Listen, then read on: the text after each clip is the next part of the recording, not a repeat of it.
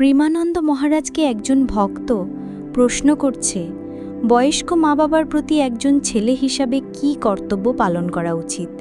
তখন প্রেমানন্দ মহারাজ উত্তরে ওই ছেলেটিকে বলছে, ছোটবেলায় যখন আমরা বাবা মায়ের কোলে প্রস্রাব বা পায়খানা করে দিতাম, তখন তারা সেটাকে কোনো অপরাধ ভাবতেন না।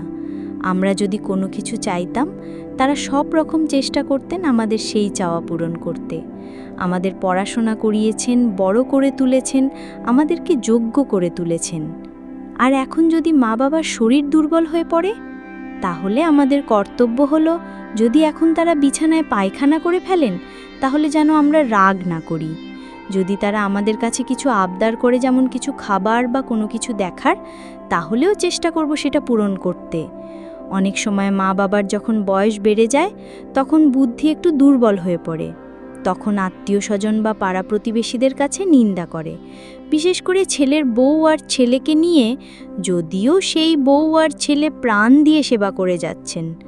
তখন তারা মানসিকভাবে ভেঙে পড়ে আর সেবাতে ভুল করতে শুরু করে। তখন মা বাবাকে তিক্ত কথাও বলে ফেলে, এমনকি মাথা গরম হয়ে গায়ে হাত তুলতেও পারে। কেউ কেউ তো মা বাবাকে ত্যাগই করে বসে। আমাদের উচিত মা বাবাকে ঈশ্বরের মতো ভালোবাসা দেওয়া, কারণ যখন আমরা কোনো কিছুর যোগ্য ছিলাম না, তখন তারাই আমাদের সব যোগ্যতা দিয়েছেন। আজ যখন তারা কিছু করতে পারছেন না, তখন আমাদের দায়িত্ব শরীর দিয়ে, মন দিয়ে, টাকা দিয়ে, ভালো কথা দিয়ে তাদের সুখ দেওয়া, তাদের যেন কোনো দুঃখ না দিই। তাহলেই ঈশ্বর আমাদের ওপর কৃপা করবেন।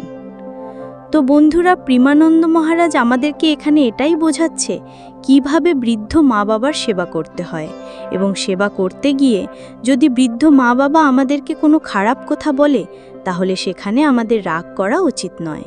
এবং তোমরা যদি বৃদ্ধ মা বাবার সেবা করতে পারো, তাহলে তোমরা ঈশ্বরের অসীম কৃপা পাবে এবং তোমাদের জীবনে প্রচুর উন্নতি ঘটবে। আর তোমরা যদি প্রেমানন্দ মহারাজের হিন্দি ভিডিওগুলো বাংলায় এইভাবে শুনতে চাও, তাহলে এই চ্যানেলটিকে সাবস্ক্রাইব করে বেল আইকনটা অন করে দাও। দেখা হবে পরের ভিডিওতে। রাধে রাধে।